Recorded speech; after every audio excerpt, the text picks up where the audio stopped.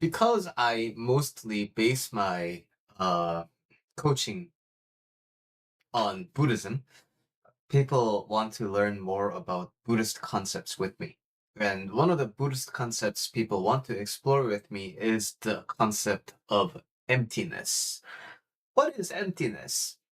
Emptiness in Pali is Sunyata, which is like the motivation for the Overwatch character Zenyatta.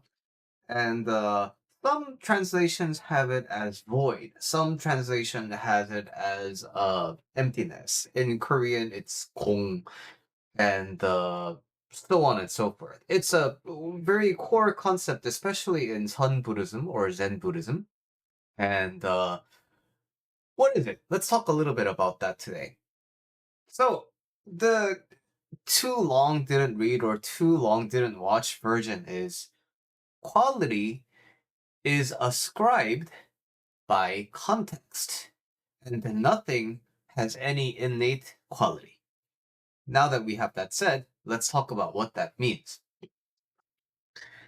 I have a toy right here. It's a top I got at a Obon festival in last year in Little Tokyo, or sorry, Santa Monica.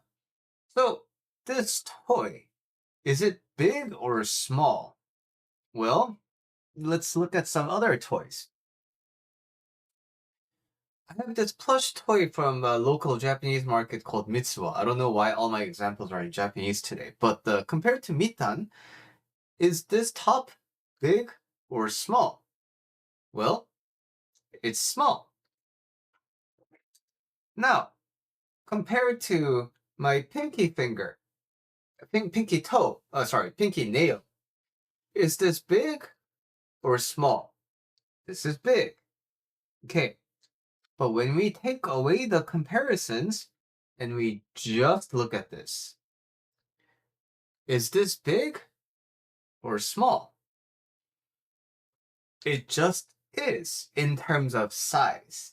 There is no other object to compare its size to. So there is no big, there is no small.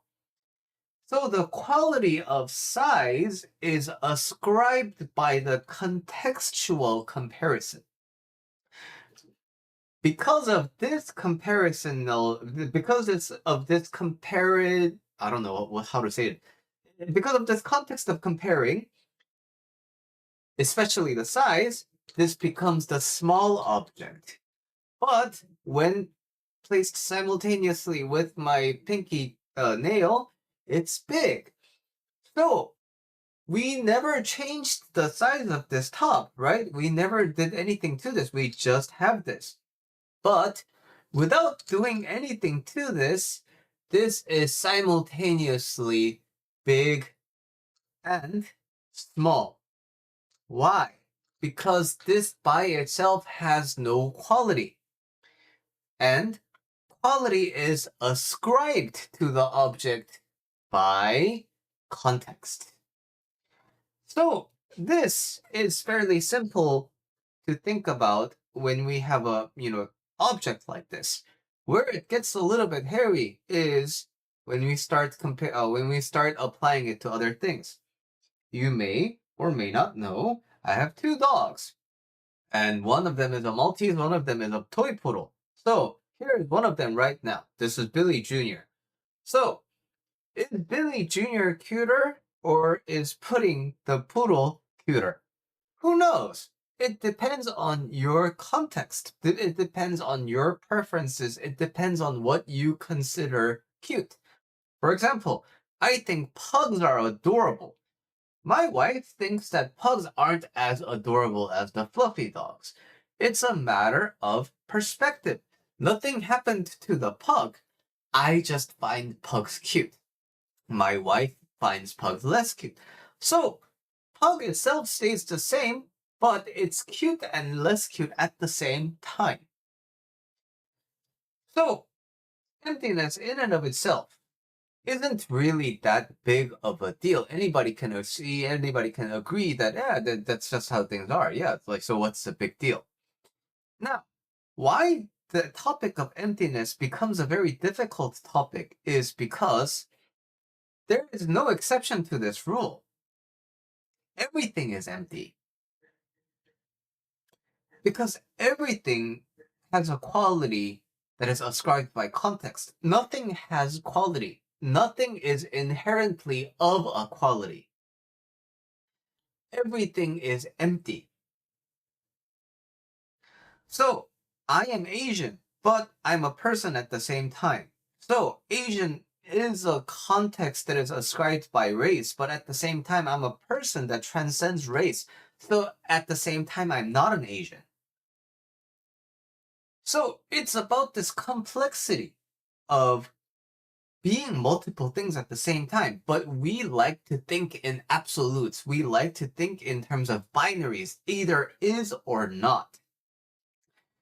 In the coaching circumstance, why this becomes especially sensitive is, let's suppose that you went through a bullying experience in school.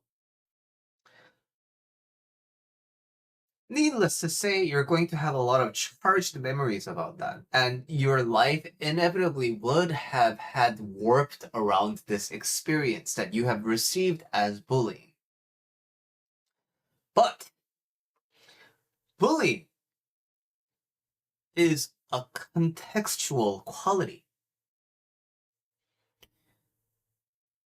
Bullying is an activity that can be seen as bullying when we prescribe a view, when we prescribe a certain perspective on top of it. But without that, and when we just look at the activity, there is no bullying.